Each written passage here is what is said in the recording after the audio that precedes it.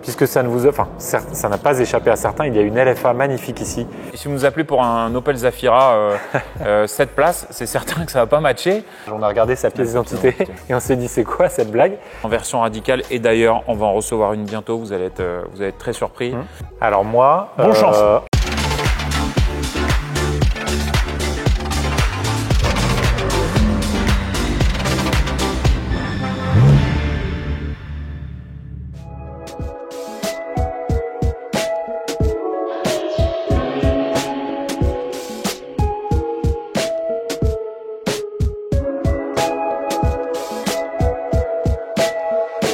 I've got 9 lives.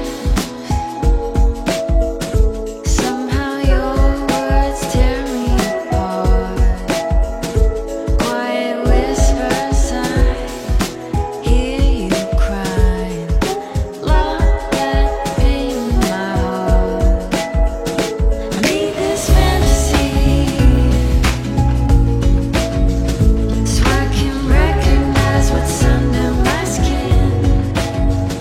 I need this selfish dream, so I can understand this game we've been playing. I need you, baby. Salut à tous. Putain, on est même voilà. raccord sur les démarrages de vidéos. C'est pas grave, on mettra ça en ligne, c'est pas grave. Allez, bah vas-y, hein. Je te laisse la primeur, c'est parti. Bonjour à tous, nous voilà sur une nouvelle vidéo, donc une vidéo FAQ, donc foire aux questions, je viens de l'apprendre, je ne sais pas ce que ça voulait dire. Voilà. On en apprend tous les jours. Merci en tout cas d'avoir participé, on a eu beaucoup d'interventions, plein de questions super pertinentes, plein de questions très personnelles. Oui, il y en a souvent d'ailleurs. Il y a souvent des questions assez personnelles et qui concernent le business aussi, plus précisément. Et on est ravis d'y répondre une fois et on renverra derrière les autres questions qu'on a régulièrement vers cette vidéo. Du coup, ça nous servira aussi de réponse générale. Ça va nous faciliter la tâche. Voilà, sur pas mal de choses qu'on reçoit régulièrement et auxquelles malheureusement on ne prend pas le temps toujours de répondre systématiquement d'une manière détaillée. C'est pour ça qu'existe YouTube et des formats comme celui-ci. Donc, c'est parti. On commence les réponses à vos questions concernant Moteur Essence. Alors commençons par le début, hein. Comment on s'est connus? On l'a déjà dit pas mal de fois dans des podcasts, même dans des stories, dans des Q&A, FAQ précédents. Ouais. Mais on s'est connus parce que Silver et moi, c'est marrant, mais on s'est connus il y a une 13-14 ans. Ouais. Et on était en stage chez Sport Auto. Exact. Et nos rêves d'enfants, chacun. La Bible. Silver et d'Ardèche et moi de Touraine. Donc on a grandi très loin l'un de l'autre sans se connaître, mais on avait les mêmes rêves. On lisait Sport Auto, on lisait des magazines, on regardait Turbo à la télé tous les week-ends et on rêvait d'être journaliste automobile. Et finalement, c'est là que nos chemins se sont croisés chez Sport Auto. Exactement. On a fait un stage ensemble et puis on est restés potes. Ouais. Stagiaire pendant quelques mois où en fait on s'est liés d'amitié. Ensuite on a gardé le contact, Pierre continuant ses études et puis moi aussi finalement. Et puis à la fin j'ai commencé à travailler dans l'automobile directement. Pierre a été journaliste. Moi j'ai été journaliste très peu de temps que je suis passé commercial dans une structure. Et après être passé commercial dans cette structure, finalement j'ai fait appel à Pierre pour des transports.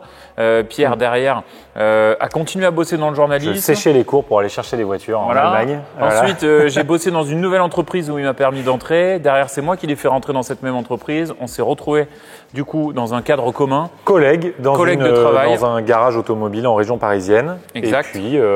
Et puis le chemin faisant, on a monté notre structure. Alors à l'époque, on n'était pas ici, on n'était pas à Champlan, on était à Chaville. On avait pris un local qui n'était pas du tout un garage, c'était une sorte de supérette. En centre-ville et c'est comme ça qu'on a démarré, on était locataires. Alors l'aventure Moteur Essence a démarré simplement, c'est-à-dire sans aucune préparation préalable. On s'est juste dit qu'on voulait monter notre boîte et qu'on voulait faire quelque chose de bien tout de suite. Le terme aventure est vraiment le bon d'ailleurs. Aventure, ouais, c'est vraiment ça. Et on voulait faire quelque chose de bien tout de suite. On ne voulait pas commencer dans un parking, en sous-sol, sans lumière. On voulait faire quelque chose de qualitatif et donc tout ça impliquait du risque. Et donc on s'est projeté tout de suite sur un premier local sur lequel il y avait beaucoup de travaux. Et l'aventure Moteur Essence est née à Chaville en 2018. Et on a commencé les travaux nous-mêmes, Pierre et moi, et avec des amis que je remercie encore parce qu'il y en a eu quelques-uns qui sont venus nous aider à récurer les toilettes. De 8h du matin à 1h du matin, tous les jours, pendant 3 mois. On était là avec nos rouleaux. Nos trucs. On peignait, on posait du lino, on posait du carrelage. Des briques. C'était vraiment l'aventure, quoi. Vraiment l'aventure. On a repeint tout un parking qui était genre vraiment, mais sous la poussière, qui avait jamais vu la lumière. Et on l'a fait nous-mêmes. Et avec Pierre, on respirait les produits plein l'air parce que du coup, on n'était pas équipés. Tous les voisins venaient nous voir parce que ça sentait mauvais. Enfin voilà, on sortait l'aspirateur et de la poussière dans tout. Enfin, ils nous ont vu arriver, c'était vraiment l'aventure, mais tout ça pour avoir un local digne de ce nom, pour accueillir des belles voitures tout de suite, le plus vite possible. Avec peu de moyens. C'est pour ça qu'on a fait tout nous-mêmes. On a démarré avec effectivement des moyens restreints. En fait, on a mis toutes nos économies. Moi perso, j'avais à l'époque, puisque on nous pose souvent la question de ce qu'on a ou de ce qu'on a eu comme voiture personnelle. Moi, j'avais une Lotus Exige Sport 350 que j'ai vendue et on a tout remis. Toi, pareil. J'avais mon Cayman Air. Cayman Air, voilà. Et donc, on est parti avec grosso modo environ 140 000 € de trésorerie propre. Ouais, exact. C'était toutes nos économies, nos voitures qu'on a vendues tout simplement. On était à pied. On avait exactement 140 000 € de trésor, un crédit de la banque qui nous permettait de faire en gros 50 000 € de travaux. Qu'on a tout claqué dans les travaux, donc on est parti à moins 50. Et ensuite, avec la somme restante, on a acheté notre première voiture, qui était une Ferrari 458 Italia. Ouais, noir. Alors l'avantage qu'on a eu à commencer l'activité sur un local qui vraiment était déjà à peu près à la hauteur de ce qu'on voulait faire, même si c'est pas comme c'est aujourd'hui, c'est qu'on a pu recevoir des autos qui franchement ont permis d'installer Moteur Essence directement dans le marché et dans ce qu'on voulait faire. Donc on a eu des autos extrêmement coûteuses mais aussi performantes, des autos d'image, des autos qu'on adorait, passionnelles tout de suite. On a eu notamment, je me rappelle, une 675 LT. Je remercie le client qui est toujours un client et un ami qui nous a permis d'avoir cette auto dès le départ. On a eu une Aventador, on a eu une Huracan performante, on a eu vraiment des autos très statutaires tout de suite qui ont permis de nous installer sur le marché. Dès le départ, même nous, donc comme on le disait juste avant, on a misé toute notre trésor sur un produit haut de gamme tout de suite. Avec 140 000 €, on aurait pu acheter 3 ou 4 voitures. Finalement, on en a acheté une seule, une 458, qui était une voiture qui nous semblait être un très bon produit avec un très bon moteur, une voiture appréciée des puristes et qui allait attirer une clientèle qu'on désirait, qu'on voulait.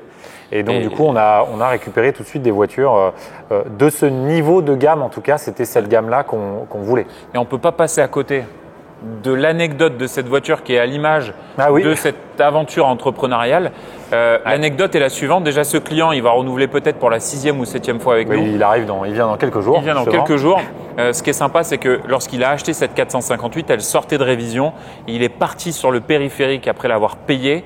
Il était très heureux. Il est tombé en panne. Donc, après 30 minutes de la livraison de notre premier stock, il tombe en panne. Petite nuance, c'était pas une grosse panne. C'était une petite panne. C'était un roulement. Un roulement à l'arrière. Il n'est pas tombé en rade. Néanmoins, il y avait juste un bruit. Voilà, il y avait un bruit bizarre. Il fallait qu'il s'arrête. C'était bizarre. Ça frottait. Ça faisait un bruit d'enfer.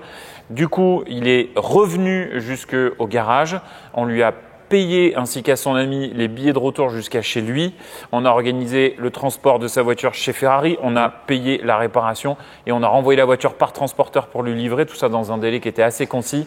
Et ça a permis d'installer tout de suite, notre sérieux, je pense, vis-à-vis de lui et vis-à-vis peut-être des clients futurs. Et 2, une relation de confiance. Et voilà, c'est comme ça qu'a démarré quand même. Aujourd'hui, c'est comme ça qu'est parti notre premier stock. Et en fait, ça a été tout de suite une très belle leçon. Ouais, c'est comme ça qu'on voyait les choses de toute façon. Mais c'est vrai que ça nous est arrivé tout de suite dès le premier stock. C'est quand même assez drôle. Et le retour positif de ça, on l'a eu immédiatement parce que ça a fait un client ultra satisfait qui nous a envoyé plein d'autres clients. Et qui aujourd'hui est un client qui a renouvelé, je sais pas, 7, 8 fois chez nous. Exactement. Parce qu'il a toujours été satisfait de ce sérieux et de ce suivi. Et voilà, on l'a appliqué dès le départ, même si ça coûtait de l'argent et que ça nous faisait beaucoup de contraintes. C'était très compliqué. Et donc la confiance nous a permis, au-delà des stocks qu'on avait, la confiance a permis à ce que les gens nous déposent des autos en vente, puisqu'ils savaient qu'on n'allait pas s'en servir, ils savaient qu'on allait les respecter, qu'on allait les commercialiser de manière carrée. Et mettre en valeur. Et donc c'est pour ça que ça nous a permis de développer ensuite l'activité et de faire accroître notre trésor. C'est les gens qui nous ont fait confiance. Alors, quelles sont les ambitions de Moteur Essence? Les ambitions, c'est déjà de continuer sur ce trend, de continuer à avoir des voitures passionnelles, des clients passionnants et surtout, s'il y a vraiment une ambition business précise, parce que c'est quand même vaste, hein, on ne peut pas en parler en quelques minutes, mais c'est vraiment de continuer à proposer des voitures ultra qualitatives à des clients qui viennent renouveler chez nous, donc à fidéliser cette clientèle, de manière à en fait chercher des bons produits qui vont chez des bons clients et que ces clients nous les ramènent ensuite pour pouvoir avoir une très bonne base une base de données de clients et une base de données de voitures qui restent entre guillemets dans notre giron. Alors évidemment, on cherche aussi des nouveaux clients et on cherche aussi des nouveaux produits et c'est là qu'est la difficulté à trouver alors des nouveaux clients. Il y en a, heureusement, mais des nouveaux produits, je sais que c'est une question là, qui va suivre aussi. Des nouveaux produits, c'est très compliqué à trouver. Des bons produits, le sourcing est de plus en plus compliqué parce que c'est un marché qui a été très porteur ces dernières années. Donc les bons produits se raréfient. C'est normal. Et sont très chers. Et ce dont parle Pierre à la base, c'est la base d'un modèle économique sain. C'est-à-dire effectivement avoir une clientèle qui renouvelle, de produits qui soient qualitatifs. Donc ça, c'est effectivement les fondements. Les ambitions, c'est de continuer à nous développer, bien évidemment, par le haut, par la qualité, peut-être par le prix des produits, mais le prix n'est pas un facteur, c'est juste passionnel en fait. Plus on a des autos chères, plus ce sont des autos généralement qui sont rares, qui sont exclusives, qui sont folles, qui nous ont passionnés quand on était gamin. Et finalement, on touche vers l'excellence de ce métier, même si on y est déjà, on peut encore atteindre plus haut. Ce qui est un facteur. Le deuxième, c'est quand même que si on veut faire ça, il faut énormément de trésorerie. Et pour ça, c'est extrêmement compliqué. Tous les jours, on se bat avec la trésorerie parce que les valeurs immobilisées que vous voyez autour de nous sont colossales, donc c'est très important. Donc pour ça, il faut qu'on travaille sur des facteurs de développement de trésorerie. Et effectivement, oui, l'ambition derrière est de développer Moteur Essence de plusieurs manières disponibles. On ne va pas rentrer dans le détail ici parce que ce sont des projets qui sont en cours, qui demandent du temps, de l'investissement et on ne va pas en parler tant que ce n'est pas carré. Pour l'instant, ce n'est pas encore carré. Alors à l'international, en tout cas, non, c'est pas l'idée tout de suite. Peut-être un jour, mais un développement géographique, oui, certainement, et un développement techno, certainement aussi. En tout cas, on est, comme le disait Silver, en train de bosser sur des trucs assez surprenants et qui devraient arriver. Qui devraient modifier la donne. D'ici 18 mois maximum. Qui devraient vraiment créer, je pense, une nouvelle dynamique à la vente automobile du secteur et qui devrait toucher tous les propriétaires ou tous les possesseurs d'auto de ce style autour de nous. Voilà, donc je pense que ce sera vraiment cool et c'est à suivre. Alors combien de voitures en stock? Ça dépend.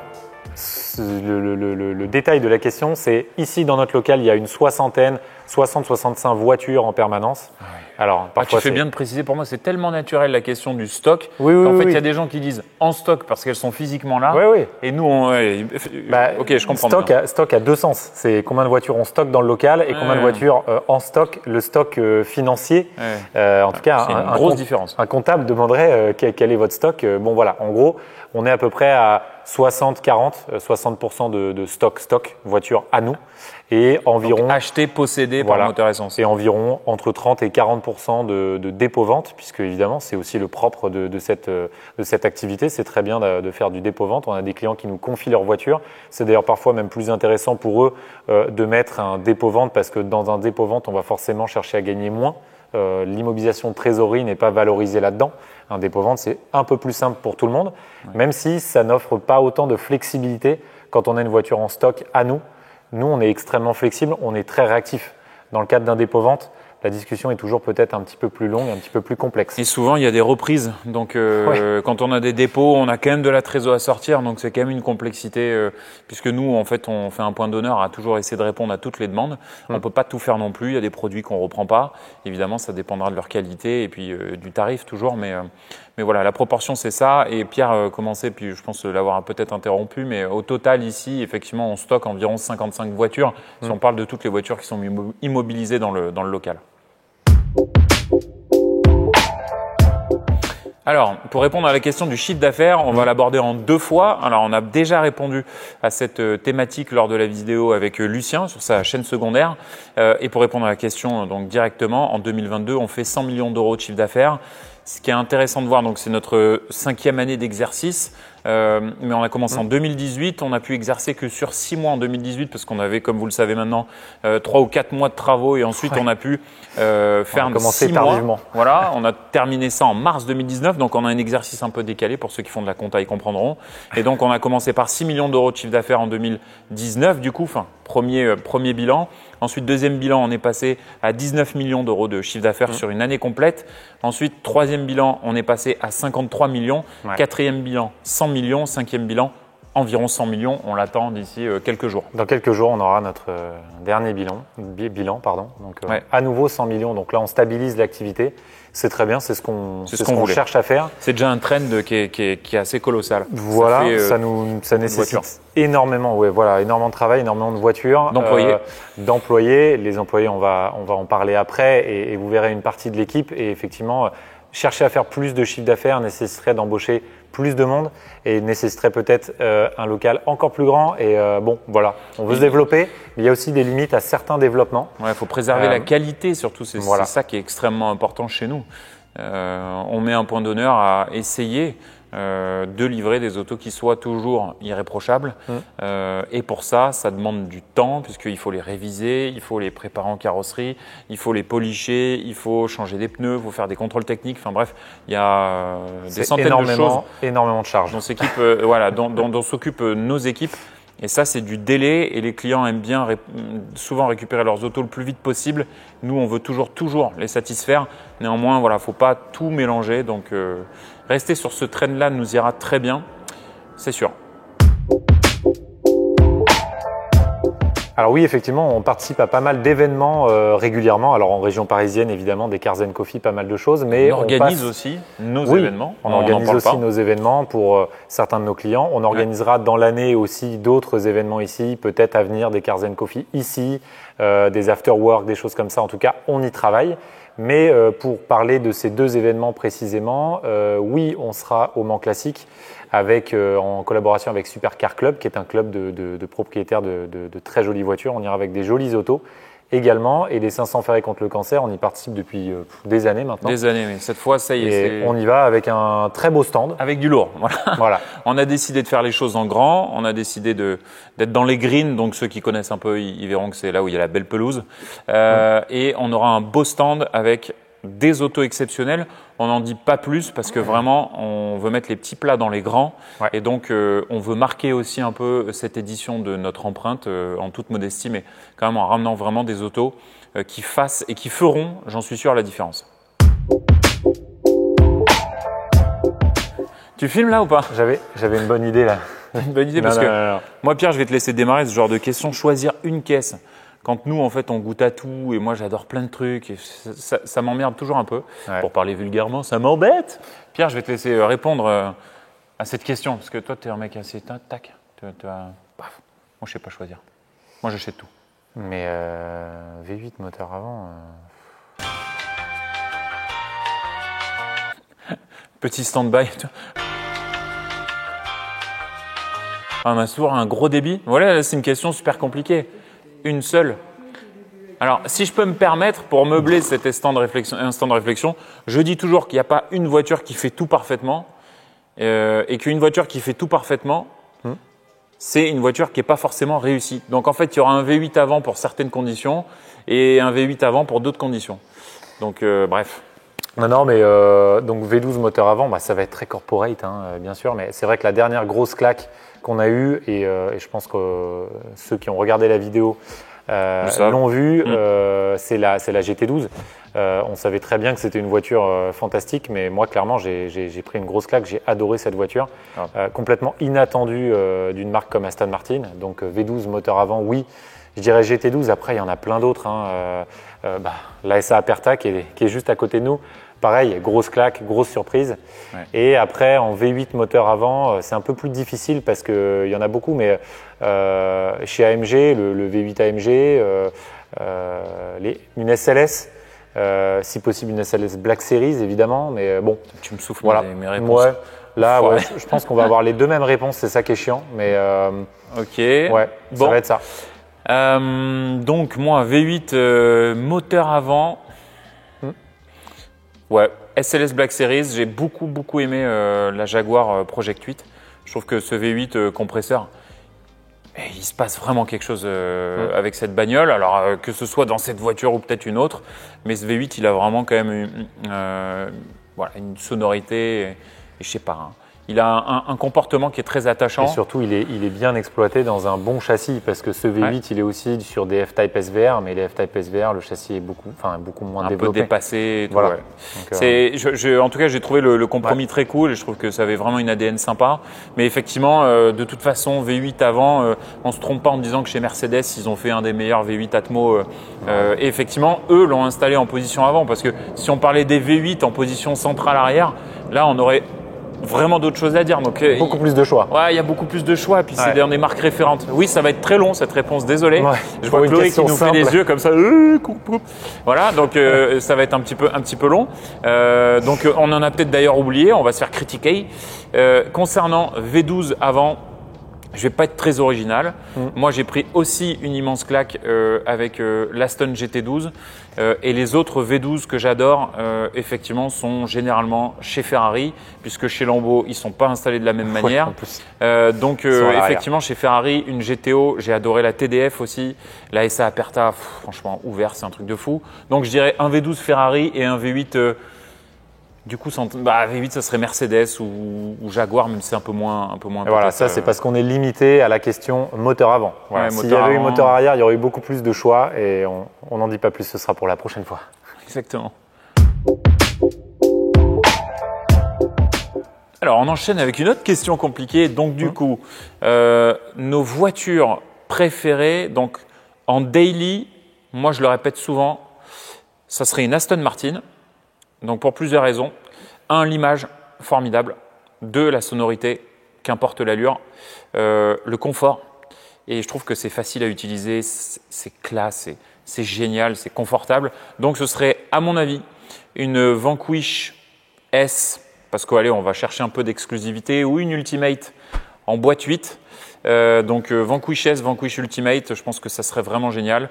Peut-être une nouvelle V12 Vantage, ça serait ça mon daily entre guillemets, qui est clairement pas un daily pour 99% des gens et même des passionnés de voitures. Mais moi, ce serait mon daily si je devais rouler en voiture tous les jours, avoir une caisse hors norme, ça serait ça.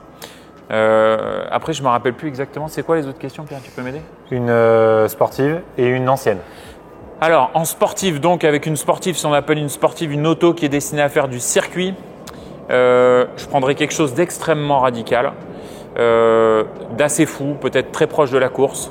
En ce moment, il y a plusieurs trucs qui me titillent, donc désolé, je ne vais pas faire une seule réponse. Il y aurait certainement une McLaren extrêmement poussée, type 620R ou une 620R, c'est très bien. À côté de ça, je prendrais certainement une Dallara en version radicale. Et d'ailleurs, on va en recevoir une bientôt, vous allez être très surpris. Et potentiellement un truc qui n'est pas encore arrivé et que les gens n'ont pas pu essayer, mais une KTM, les nouvelles Crossbow GT XR qui sont assez incroyables. Ça, c'est vraiment pour un usage track day. Voilà. C'est une voiture qui puisse aller sur le circuit en passant par la route et revenir du track day en passant également par la route. Donc, c'est vraiment un usage qui est très précis pour aller s'en mettre plein la tronche, entre guillemets, avec des coûts d'utilisation qui soient cohérents. Voilà. Et puis, allez, une ancienne. Une ancienne, c'est ça la question? Ouais. Alors, ton ancienne préférée? J'ai un goût assez modéré pour les anciennes et il y en a certainement qui ont trouvé ça complètement naze. Mais effectivement, j'aime les autos qui démarrent au quart de tour. J'aime les autos qui ont peu de chances de tomber en panne, qui n'ont pas besoin de mise au point pour démarrer, pour rouler, pour fonctionner normalement. J'aime effectivement les autos où la boîte est très bien guidée, étagée, où la direction est très précise et où j'ai des gros freins. Donc c'est vrai que moi, les trucs à l'ancienne, c'est pas trop ma came. Si je devais en choisir une seule, de Dieu. Allez, je dirais, c'est pas une ancienne et donc du coup, ça n'a rien à voir. Je vais prendre une ancienne de mon époque. Non, ça va être une Youngtimer, ça va pas coller. Ce sera l'autre question. Vraiment une ancienne. Petite pause, temps mort, Pierre. Dans quoi je t'ai vu rouler en ancienne? Je réfléchis. Dans très peu de choses. Sûrement un truc. Chaque fois, je sûrement délègue. un truc où tu as eu l'air ridicule, je pense. Ouais, j'étais coincé comme ça. Comme ça. Dans la type E.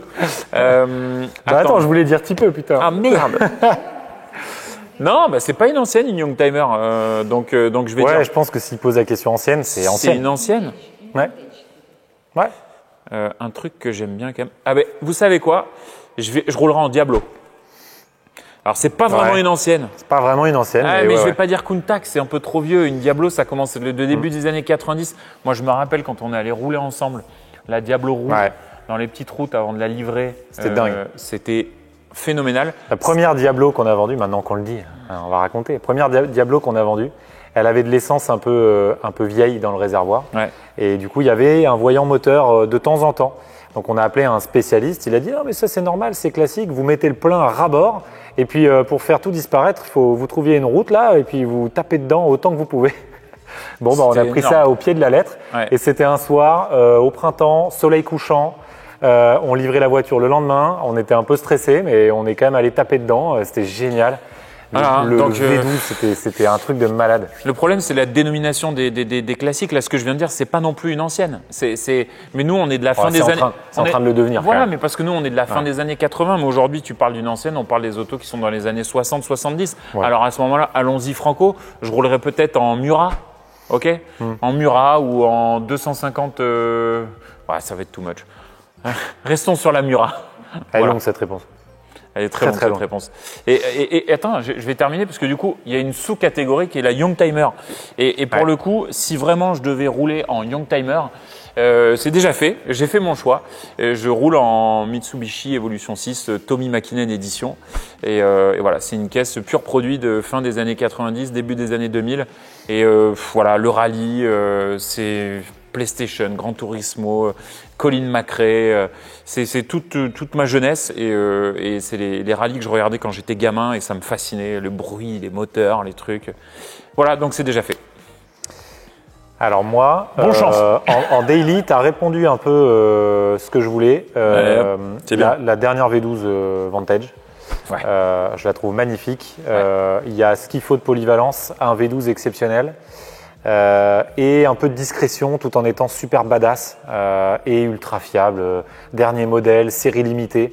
Donc ça répond quand même à beaucoup de critères qu'on apprécie ici. Après, comme tu as déjà répondu à ça, c'est un truc complètement à part, mais en véritable daily qui n'a absolument rien à voir avec ce qu'on Je vend. sais ce que tu vas dire. Bah, c'est un G63. J'en Donc étais c'est sûr. vraiment, ça paraît débile. Nous, on a des choix très radicaux ici. On a beaucoup de voitures très sportives, mais dans les voitures un peu plus classiques, il y a un truc que moi j'adore perso. C'est le G63. Ils ont réussi à faire un truc néo-rétro avec un look de l'ancien G, tout en étant ultra moderne, confort, badass. Et en roulant en G63, on a l'impression de rouler dans un truc exceptionnel. On n'est pas obligé de rouler vite pour se faire plaisir. Ça a beaucoup de caractère. Donc moi, c'est vraiment une voiture que j'adore en daily. Voilà. Il a répondu 3 fois badass. Le mec, Ouais. bien sous tout rapport, en fait, il veut un truc complètement Enfin, voilà, moi déglingué. j'aime bien les trucs badass. Ouais, voilà. C'est comme ça. Le Pierre Badass, on l'appelle. Alors ensuite, en sportive, là, on a quand même vraiment les mêmes goûts. Pour me répéter, je pense que la Il y a trop de voitures. La dernière GT12, ce qu'on a essayé, oui, si je devais avoir une sportive, ce serait ça. Après, c'est vrai que la GT12, c'est pas spécialement fait pour faire de la piste, donc il y aurait sûrement une McLaren, peut-être une 765 LT coupée track pack avec tout le bazar, une très belle config. Tout le bazar. Et puis pour rester sur McLaren, peut-être une Senna. Enfin, vraiment, alors là, on part dans des prix qui sont incroyables. Ouais. Mais moi, une Senna, je trouve ça vraiment, pour moi, c'est la F40 des temps modernes. C'est un truc fait par des ahuris, pour des ahuris. Et voilà, j'adore. Je trouve ça dingue. Et en ancienne, alors on va croire que je suis pro anglais, mais en véritable ancienne, moi je trouve qu'une Jaguar Type E, c'est magnifique. C'est sûrement l'une des plus belles C'est vrai que c'est voitures. beau. L'une des plus belles voitures qui a été dessinée. D'ailleurs, je crois que c'est une citation d'Enzo Ferrari qui dit « Moi, je sais faire des moteurs, mais Jaguar, j'admets, ils ont fait la voiture la plus belle du monde. » Et je ne sais pas s'il l'a dit vraiment comme ça, mais bon, il l'a Non, dit. bon, Il l'a dit, interprété. j'en suis sûr. L'essence est là, en tout cas. Et donc, je vais essayer de faire court. J'en reste à une petit peu pour rester sur vraiment une ancienne. Après, bien sûr, si on part sur des Youngtimer, il y a plein d'autres trucs que j'aime beaucoup parce que, comme l'a dit Silver, on est tous les deux de 1989. On a grandi, on a commencé à être passionné par effectivement les Diablo, les voitures des années 90 et début 2000. La Carrera GT, putain, on n'a pas dit la Carrera GT. Ouais, Carrera GT. Ouais, une Mais à ce sportive. moment-là, une Ouais. Murcielago SV, à ce moment-là, Ouais. une Zonda F. Ouais, mais bon, ça, c'est pas des anciennes. Mais bon, Non, voilà. mais bon. On en reste là. Je crois que c'est la réponse la plus longue qu'on ait faite. Non, alors moi, je roule tous les jours en Aston Martin Valhalla. Non, je rigole. En fait, c'est une Valkyrie, voilà. Elle vient d'être livrée. Non, évidemment, on n'a pas ce délire-là. Les gens s'imaginent peut-être que nous, on se fait une collection personnelle avec plusieurs millions d'euros de voitures et que, en fait, on a plein d'autos planquées dans nos garages. Absolument pas. Malheureusement, non. Rien de tout ça. Vraiment. Donc, moi, j'ai une moto, une Triumph Rocket 3R. Et ma femme roule en Alpina XD3 pour la famille. Et puis, ce sera tout, puisque en fait, en daily, nous, on a la chance de pouvoir utiliser les voitures qui sont en stock. Et donc, d'une part, de continuer notre apprentissage régulier des voitures qu'on reprend, et d'autre part, de pouvoir se faire plaisir. Donc, en fait, quand on a une voiture en stock, Pierre et moi, le soir, on choisit un petit peu ce qu'on va rouler. Et les gars nous mettent ça à disposition gentiment. Voilà. Et alors pour ma part, évidemment, même réponse. Je n'ai pas de collection cachée au sous-sol de ma maison, malheureusement. J'aimerais beaucoup, mais on a, comme le disait Silver, cette chance incroyable de pouvoir choisir tous les soirs une voiture qu'on a en stock. Donc dernièrement, là, j'ai roulé pendant 2-3 semaines en 997 GT2 pour quelqu'un qui n'est pas spécialement porschiste, je voulais quand même le dire. Encore une fois, la recherche de radicalité pour ne pas m'ennuyer sur ces routes qui sont déjà très ennuyeuses tous les jours. Donc j'étais bien content d'avoir une voiture radicale qui me fasse un peu mal au dos. D'ailleurs, j'ai une sciatique à cause de ça. C'est vrai en plus. Parce que tu fais trop de sport, Pierre. C'est ça. Très musclé. Mais pour rentrer dans le détail, ma compagne a une Smart Brabus et je m'en sers régulièrement. C'est quand même une Brabus. Elle est très belle, bleue. Et sinon, C'est vrai, la dernière fois que je l'ai vu. Putain. c'est vrai, je m'en sers pour aller sur Paris. C'est bien pratique, bien plus pratique qu'une 97 GT2 ou qu'une Rolls Phantom. Mais bon, voilà, en gros, on change tout le temps. Et on a eu des daily à un moment, voilà, comme je le disais précédemment. Moi, j'étais très Lotus à une époque. Moi aussi, il j'ai y une a, Evora 400. voilà, il y a 1 an ou 2, je roulais j'avais acheté une Focus RS. Focus RS première phase, les toutes premières, à moi en perso. Mais voilà, tout ça ne sert à rien puisqu'ici, il suffit de choisir tous les soirs. Alors, est-ce qu'on verra des roufs dans notre garage? Mais bon Dieu, j'espère. Ouais. C'est une marque qu'on aime beaucoup. Ils font des produits exceptionnels. Les dernières sont incroyables. Nous, on aime tout ce qui est artisanal, pointu, spécifique, passionné. Donc, il y a Roof, il y a De Tomaso, il y a Dallara, il y a KTM, il y a Pagani, il y a Bugatti, il y a tout un ensemble de marques comme ça, prestigieuses, passionnées, spécifiques. Ce qu'on peut appeler des sorciers de l'automobile. Ouais, en des quelque sorciers, sorte. voilà, qui ont une patte en fait. Et donc forcément, là, on a rentré Alpina dans un tout autre registre, évidemment, beaucoup plus polyvalent. Mais effectivement, on aimerait développer ce genre d'auto encore plus passionnel et spécifique. On ne va pas faire que du produit de niche, mais presque.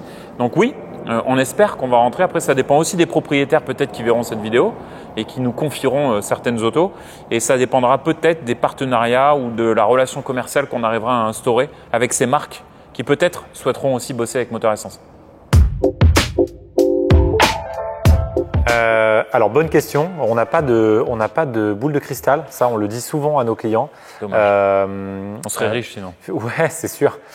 Future Collector, peut-être. En tout cas, ils l'ont développé comme tel. Tous les ingrédients. Voilà, il y a tous les ingrédients. Ils ont fait un truc qui n'a absolument rien à voir avec une Yaris normale. Nous, on en a vendu plusieurs. On en a eu plusieurs en stock. On a roulé avec. C'est absolument génial. Faut pas l'acheter comme un Future Collector. Faut l'acheter comme un présent ultra kiffant.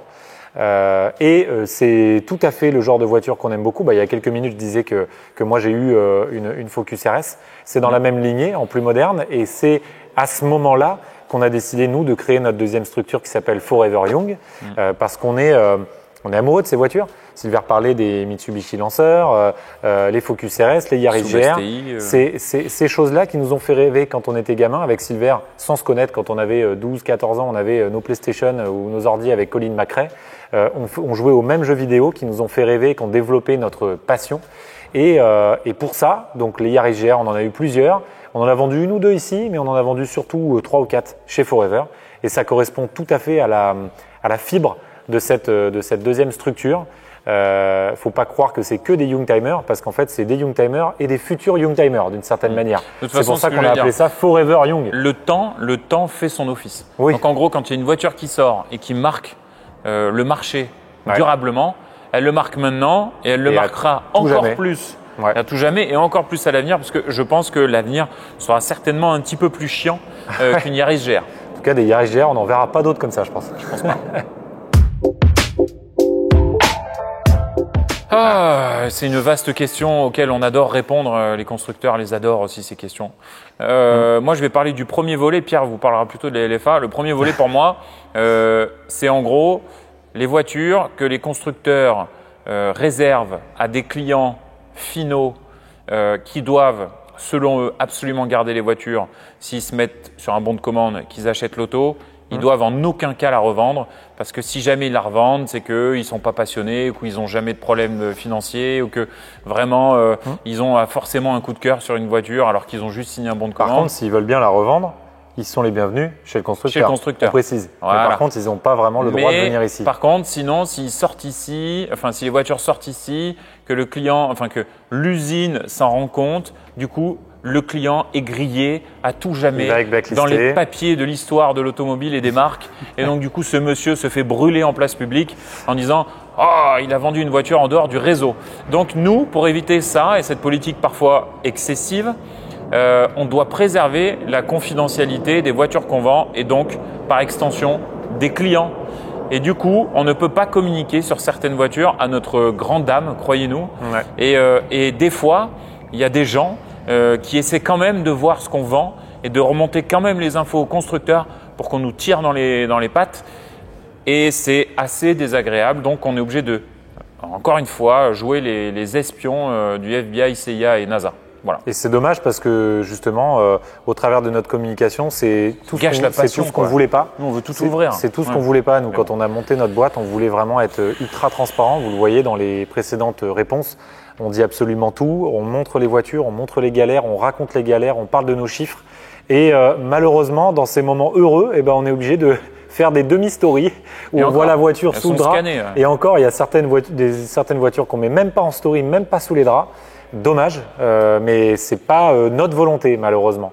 Et alors après pour le deuxième volet, puisque je vais la question, juste excuse-moi une seconde, mais du coup pour les clients qui pensent qu'aussi chez Moteur Essence tout est absolument montré et je sais pas montré sur les réseaux etc. Que ces clients-là se rassurent, on sait aussi travailler en totale confidentialité. Bien sûr, voilà, je l'ai dit, on sait travailler en il y a des sous-marin. voitures qu'on ne montre tout simplement pas du tout, même pas sous les draps. Je vais insister, mais tu as raison. Mais donc deuxième volet, puisque c'était la base de la question, c'est la LFA, puisque ça n'a pas échappé à certains. Il y a une LFA magnifique ici, qui est ici, que vous ne verrez pas malheureusement. Magnifique, rouge rubis, intérieur blanc, qui appartient à un client. C'est un dépôt-vente, celle-ci. Elle est extrêmement rare, elle est magnifique. C'est une voiture qu'on adorerait présenter en vidéo ou en story, rouler.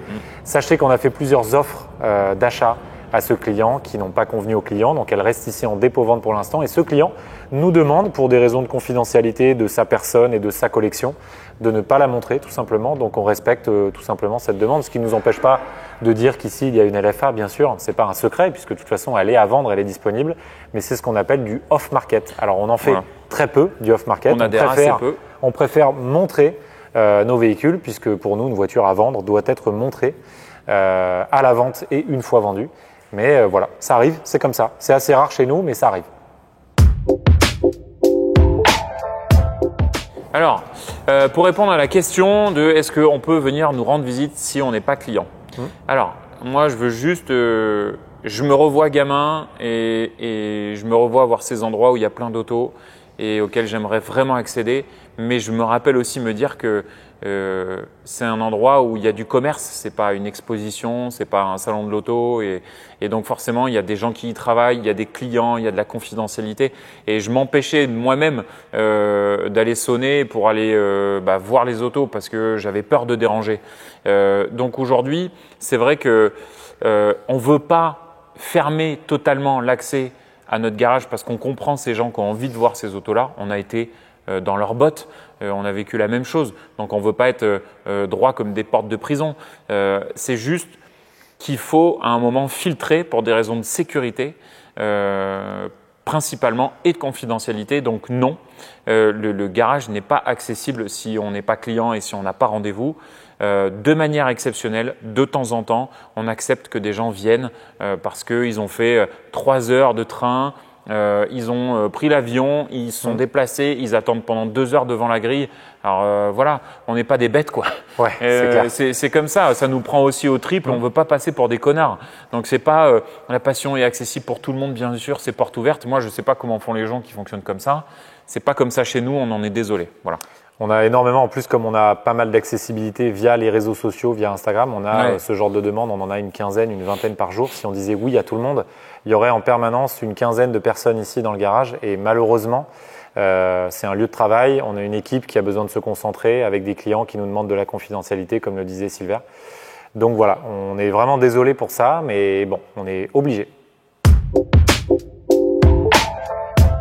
Alors, est-ce que vous recrutez? Ça aussi, c'est une question qu'on nous pose très souvent, à la fois sur les réseaux sociaux, à la fois sur notre rubrique contact @moteuressence.com. On en a, je ne sais pas, une dizaine par jour de CV, de demandes, de lettres de motivation, et ça nous touche beaucoup. Ouais, on les regarde vraiment. Allez, je peux pas mentir, mais quasiment tous.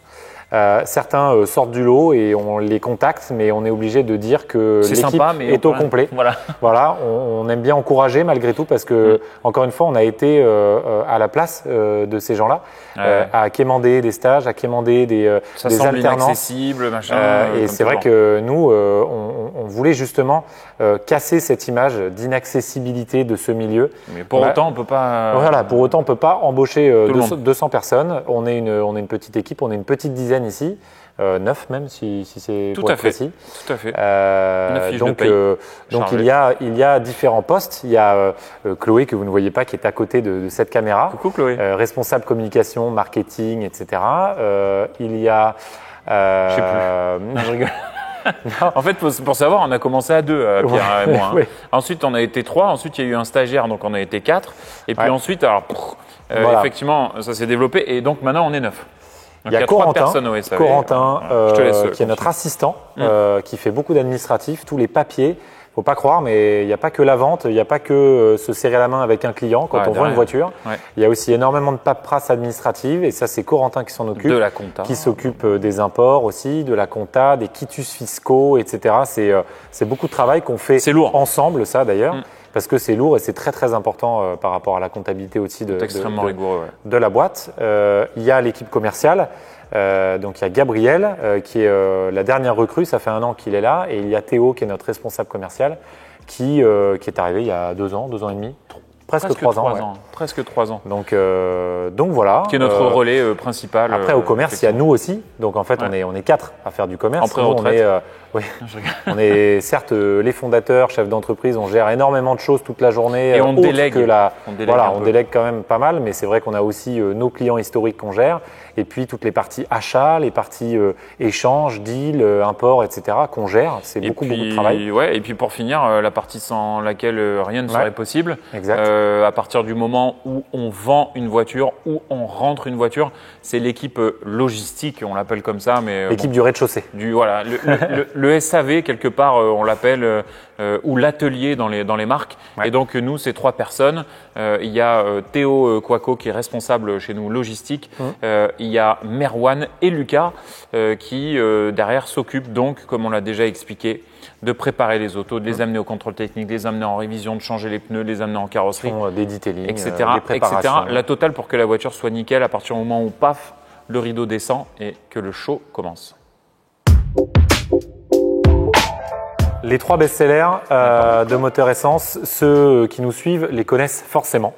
Une voiture qu'on apprécie particulièrement et qui a suivi notre développement, c'est l'Aston Martin V12 Vantage. Alors la V12 Vantage, première génération avec la boîte méca, boîte 6, 517 chevaux. Bon, une voiture que maintenant tout le monde connaît et dont la cote a fortement augmenté depuis le début de notre histoire. Puisque nous, les premières, on les vendait à 90 000 euros péniblement. Et là, elles sont à 130, 140. Donc, c'est quand même une grosse évolution de cote. Il y a le 980 Spider, Boxster. Super voiture et qui, encore aujourd'hui, je trouve, est l'un des meilleurs rapports prix, prestation, plaisir, investissement du marché, je trouve. Et la troisième, ça va être La quoi? troisième, c'est simple. Il y en a plusieurs. Mais pour moi, Ouais. là, ça sera la 600 LT. 600 LT, c'est un de nos 600 LT, c'est vrai. 600 LT, Ouais. un moment, ça a été les 16e. Ça a été les 16e. Ouais. Et un moment, ça a été aussi les GT12. Parce que quand même, il y en a eu que 100 et on en a vendu Ouais, cinq. 4. Ouais, 5, c'est énorme. Ouais. On Ouais. peut dire que c'est une sorte de On a, récurrence vendu, quand même. on a vendu quand même plus de 16e que de GT12. Et Ouais, mais plus il y en de a plus 600 en LT. prod. Donc, Ah oui, ça c'est vrai. Bon, bref. En tout cas, le dernier, ça sera. Bon, si je répète, hein, V12 Vantage, Ouais. Spider 980, 600 LT, on va dire. Je pense que. Et on ça est pas mal. décrit, je trouve, assez bien notre ADN parce qu'il y a deux super sportives et puis une GT Grand Tourisme classieuse, voilà, d'Aston Martin. Il y a eu les Donc, 675, les 16e, il y a eu Ouais. voilà, les GT12. c'est des voitures qu'on adore et qu'on continue d'aimer. Et d'ailleurs, ce qui est rigolo, les c'est Carrera que GT. Carrera GT, on a On en vendu. a vendu un paquet, une les petite Carrera dizaine, ouais, GT. c'est vrai. Et qu'est-ce qu'on les aime. Donc voilà. Mais justement, alors là, c'est à contre-courant de ce que je m'apprêtais à dire, mais ce qui est rigolo, c'est que dans ces 3 voitures qu'on vient de citer, il y en a 2 qui sont aux alentours de 100 000 euros, donc finalement Ouais, pas bien si sûr, cher que ça. bien sûr, ouais. Donc voilà. Carrera GT, par contre, ça augmente la moyenne, hein, ça vaut C'est 1,5 vrai. million. Paf, petit gap. Alors, voiture la plus rare qu'on a vendue. Qu'on ait eu en vente, tiens. Qu'on ait eu en vente. Je veux dire la Zonda. La Wayra. Ah, On l'a bah, envoyé vers la Wayra. bah oui, ouais, c'est sûr. Mais alors, c'est assez vaste en fait, parce qu'il y a les plus rares dans leur série. Donc, Et- une GT12, par exemple, c'est limité à 100 exemplaires au monde, numérotés. Donc, il y en a bel et bien 100.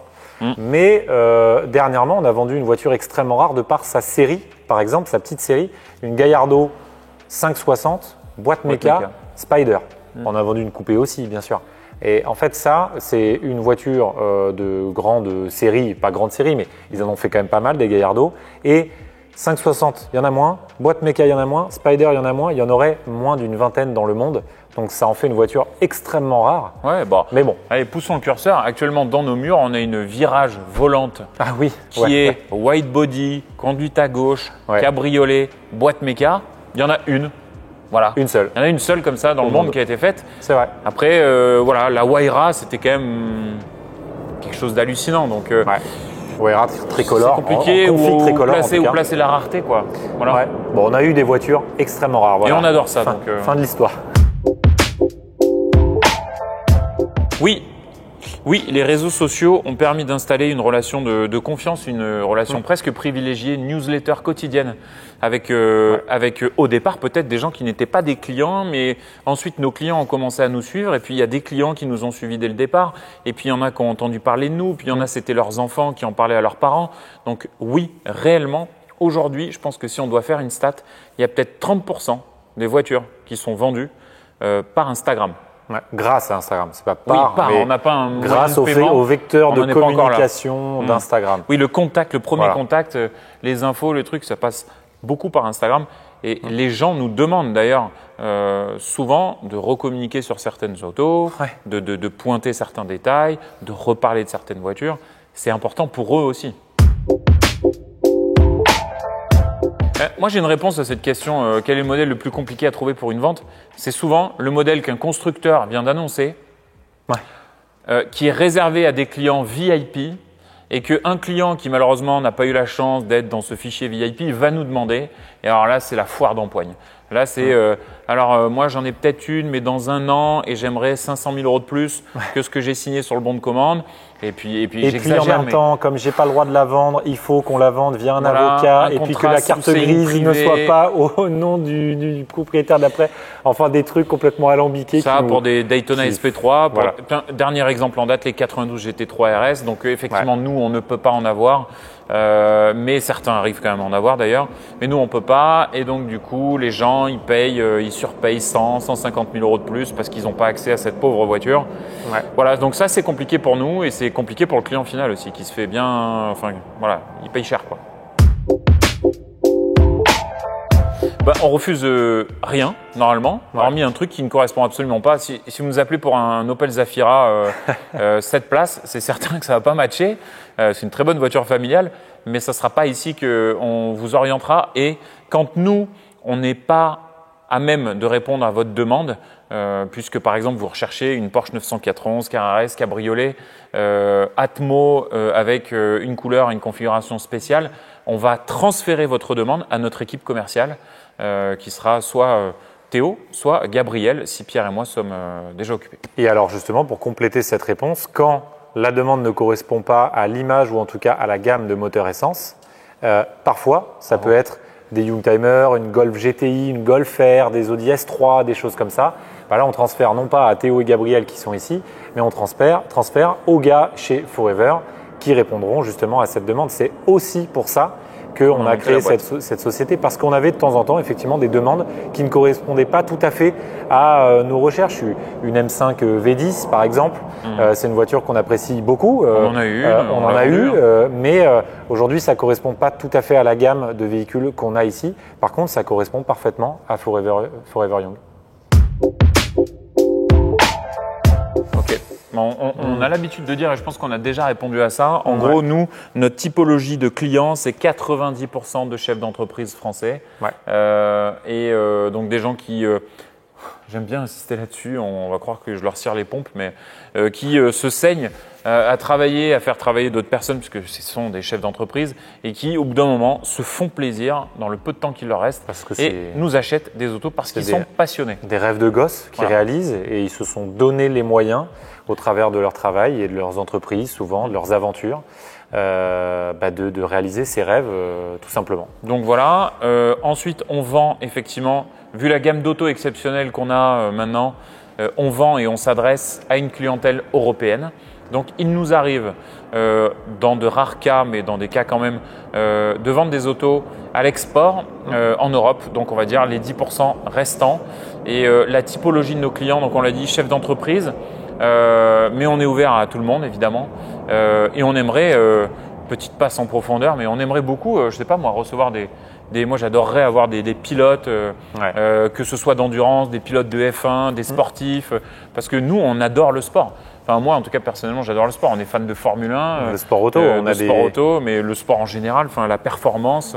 On a des discussions passionnelles automobiles avec tous nos clients, et alors qui de mieux que des pilotes par exemple pour avoir des discussions. Si vous nous regardez les gars. Oui, alors la proportion des clients, on va dire qu'on a un renouvellement chez nous, on le disait en préambule, qui est très fort. Moi je dirais qu'il y a entre 70 et 80% des clients qui renouvellent chez nous. Donc on a une très forte clientèle et qui renouvelle régulièrement, on va dire en moyenne une fois par an ou une fois toutes les années et demie. Voilà. Et après c'est des nouveaux clients.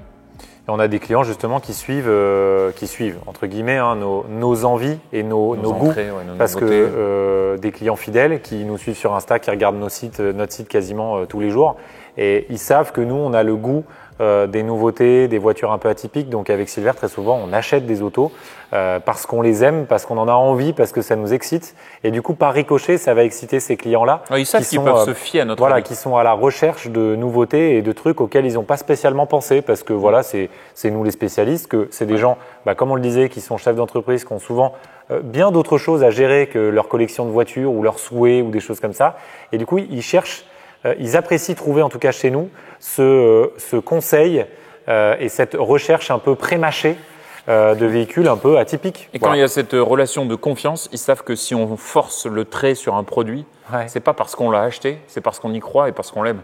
Donc en gros, le gars se dit, ok, si vraiment ils nous parlent de ça, Pierre et Silver, Théo, Gabriel, ils nous parlent de cette voiture et ils disent que vraiment c'est exceptionnel, faut peut-être que j'aille mettre mes fesses dedans et que j'aille voir ce que ça donne, parce que franchement, on parle pas pour rien dire généralement. Et puis souvent, ils mettent leurs fesses dedans et il y a un essai et puis ils l'achètent. Alors l'âge de notre plus jeune client, je ne me souviens pas précisément, mais on pense à un particulièrement qui nous a acheté en plus une voiture assez incroyable. Plus jeune que nous en tout cas. Plus jeune que nous. Une Aventador SV Roadster. Il est un peu sur les réseaux sociaux d'ailleurs, donc certains le reconnaîtront.